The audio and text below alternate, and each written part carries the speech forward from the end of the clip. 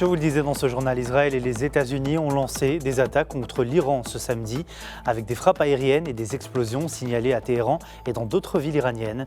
La situation reste encore en constante évolution. Mais quels sont les enjeux régionaux de ces frappes? Pour y répondre, nous sommes en direct depuis Paris avec Christophe Boutin, analyste politique. Christophe Boutin, bonsoir et merci d'être avec nous. Bonsoir. Alors le président américain Donald Trump a annoncé que les États-Unis avaient lancé des opérations de combat majeures contre l'Iran visant à éliminer les menaces imminentes posées par le régime iranien. Quels sont d'après vous les enjeux régionaux sur la stabilité du Moyen-Orient ? Écoutez, les enjeux sur la stabilité, on le voit très clairement, puisque maintenant nous ne sommes plus dans une affaire à deux ou à trois, je veux dire entre l'Iran, les États-Unis et Israël, puisque grâce aux tirs iraniens, ce sont les autres États du Golfe et les États du Proche-Orient qui sont aussi concernés. Les Émirats arabes unis, l'Arabie saoudite, le Bahreïn, la Jordanie, le Koweït ont été visés ou survolés par des missiles iraniens. Donc on a bien une extension ici possible du conflit. Par ailleurs, il y a la possibilité d'action de ce qu'on pourrait appeler les proxys iraniens, notamment les milices en Irak ou les Houthis dans d'autres secteurs, pour mener des attaques qui pourraient être des attaques multiples. On pense bien évidemment à la mer Rouge et on pense au détroit d'Ormuz.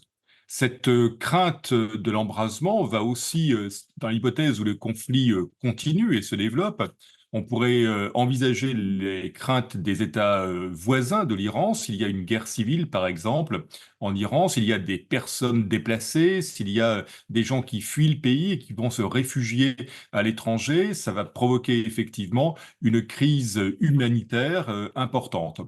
Il y a la crise économique potentielle, puisqu'on parle du détroit d'Ormuz. N'oublions pas que le pétrole, une large part du pétrole mondial passe par le détroit d'Ormuz et que bloquer le détroit conduirait à un renchérissement des prix. Et le tout avec, vous le disiez dans les reportages qu'on a eu jusqu'à maintenant, avec pour l'instant des perspectives de stabilisation qui sont pour le moins limitées. Le Conseil de sécurité des Nations Unies, où les États-Unis disposent d'un pouvoir de veto, se réunira ce samedi à 21h GMT afin d'évoquer la situation au Moyen-Orient après l'opération militaire lancée par Washington contre l'Iran. À quoi est-ce qu'on peut s'attendre ?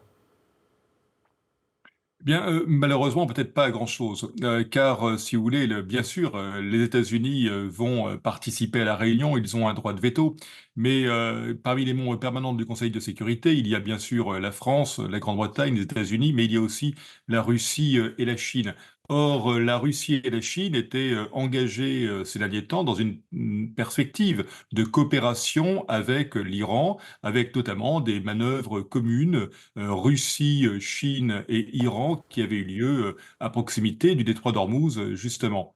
Comme ces deux membres permanents, Russie et Chine, disposent eux aussi d'un droit de veto au Conseil de sécurité, on peut penser que le Conseil de sécurité va permettre d'évoquer les problèmes, mais vraisemblablement pas de trouver une véritable solution.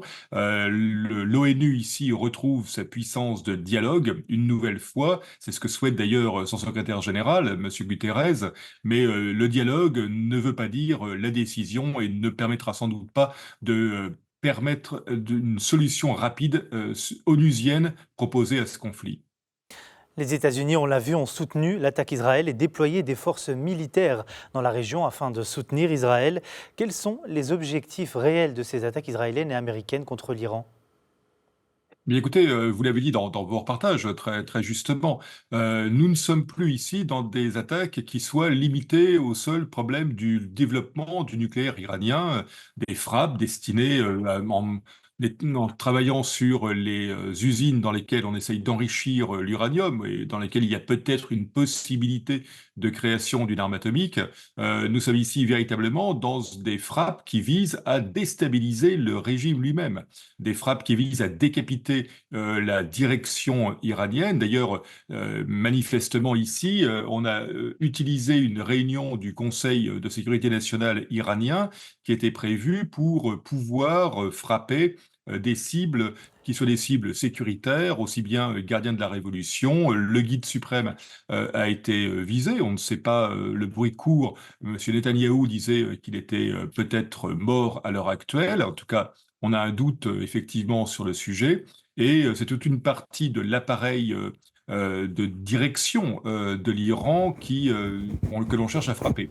L'idée n'est plus, encore une fois, uniquement ici de permettre d'affaiblir le nucléaire iranien, mais bel et bien éventuellement d'envisager un changement de régime. Ce matin, Donald Trump disait aux gardiens de la Révolution qu'il était temps pour eux de poser les armes s'ils voulaient bénéficier d'une amnistie. Et on voit bien qu'il y a à nouveau des appels. Je rappelle que la rue iranienne a manifesté, qu'il y a une répression très violente de ces manifestations dans la rue iranienne. On cherche à nouveau ici à provoquer un soulèvement pour mettre à bas le régime. Alors les États-Unis et Israël ont donc déclenché cette guerre accusant l'Iran d'avoir violé un accord de 2015 visant à l'empêcher de développer l'arme atomique. Est-ce que vous pensez que l'Iran développe réellement l'arme atomique? Alors, développer l'arme atomique, c'est une chose particulière parce qu'il faut arriver à un taux d'enrichissement de l'uranium de 90%. Actuellement, on sait que l'Iran a des stocks d'uranium enrichi à 60%. Et maintenant, pour passer d'un niveau de 60% à un niveau de 90%, ce n'est pas quelque chose d'impossible en la matière. On évalue à plusieurs mois le temps nécessaire pour y arriver. Maintenant, à côté de cela, n'oublions pas quand même que, il y a eu en 2003 une fatwa justement du Guide suprême de Khamenei qui interdisait les armes nucléaires, et que, après tout, il y avait des négociations en cours à Genève, votre correspondante l'évoquait tout à l'heure, avec une incompréhension en la matière. C'est-à-dire que Téhéran veut bien qu'il y ait des inspections, mais souhaitait qu'il y ait d'abord une levée des sanctions, alors que, en face, les États-Unis ne voulaient aucun enrichissement de la part des Iraniens. C'est vrai qu'il y avait aussi, ces derniers temps, des négociations faites par les Iraniens vers la Corée du Nord, vers le Pakistan, pour pouvoir disposer de missiles de longue portée, plus de 3000 kilomètres, avec des missiles qui seraient potentiellement nucléaires. Mais on est bien d'accord sur le potentiellement. C'est vrai aussi qu'il y avait des députés qui avaient évoqué l'idée de sortir, par exemple, du traité pour pouvoir développer les armes nucléaires. Mais à ce jour, on n'a aucune certitude sur le développement réel d'une arme nucléaire en Iran. L'Iran a promis justement de riposter fermement aux frappes et a lancé des missiles et des drones vers Israël ainsi que sur plusieurs pays arabes. Comment expliquez-vous, Christophe Boutin, ces attaques iraniennes contre les pays arabes voisins? C'est une bonne question. Vraisemblablement parce que les Iraniens ont senti une évolution d'une part des pays arabes. Il y a quelque temps encore, lorsque Israël avait engagé des frappes, Mohamed Ben Salman en Arabie Saoudite avait considéré que l'espace aérien de l'Arabie Saoudite ne pouvait pas être utilisé pour ces frappes.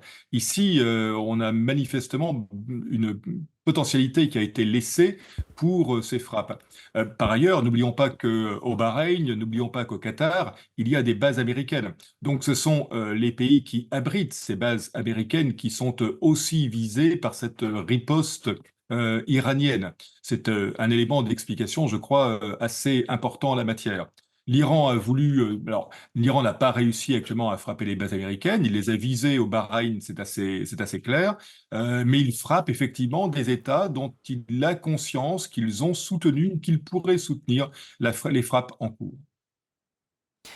La riposte de Téhéran, d'après vous, serait-elle cette fois-ci de quitter définitivement le traité de non-prolifération des armes nucléaires, Christophe Boutin? Ça, c'est très difficile, parce que quitter le TNP, c'est bien évidemment quelque chose qui est tout à fait possible, hein. Il y a l'article 10 qui autorise effectivement, et il y a des règles classiques, c'est pas quelque chose de très difficile. Il suffit d'un petit préavis de 3 mois pour quitter le traité, donc c'est pas, là, il n'y a pas de problème. Par contre, c'est effectivement, il y avait aussi, j'évoquais tout à l'heure les parlementaires iraniens qui, ces derniers temps, avaient déposé un projet de loi pour justement entamer un retrait de ce traité de non-prolifération.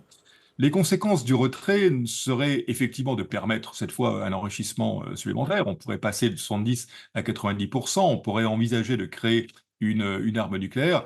Pour autant, ça serait aussi ça aurait été une visibilité problématique pour l'Iran.